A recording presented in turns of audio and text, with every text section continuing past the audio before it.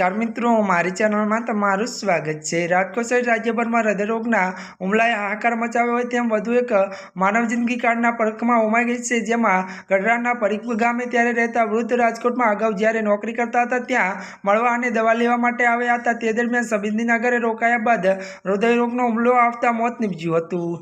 મળતી વિગતો અનુસાર વાત કરીએ તો આ બનાવ અંગે પોલીસમાંથી જાણવા મળતી વિગતો મુજબ ગઢડા તાલુકાના ત્યારે હરિપર ગામે રહેતા કરશનભાઈ માલાભાઈ રાઠોડ નામના 60 વર્ષના વૃદ્ધ રાજકોટમાં ત્યારે રામનાથપરામાં રહેતા હતા। સંબંધિત દિનેશભાઈના ઘરે હતા અને ત્યારે હૃદયરોગનો હુમલો આવતા બેભાન હાલતમાં ઢળી પડ્યા હતા અને તેઓને તાત્કાલિક સારવાર માટે સિવિલ હોસ્પિટલ ખાતે ખસેડવામાં આવ્યા હતા।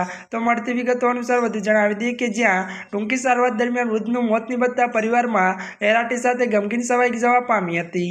આ અંગે સિવિલ હોસ્પિટલ ત્યારે પોલીસ ચોકીના સ્ટાફે એ ડિવિઝન ત્યારે પોલીસને જાણ કરતા એ ડિવિઝન પોલીસે પંથકનો સ્ટાફ સિવિલ હોસ્પિટલ ખાતે દોડી ગયો હતો। ત્યારે મિત્રો આજના માટે આટલું જ। અમારી ચેનલમાં નવા હોય તો અમારી ચેનલને મિત્રો લાઇક, શેર અને સબસ્ક્રાઈબ કરી દેજો। ધન્યવાદ।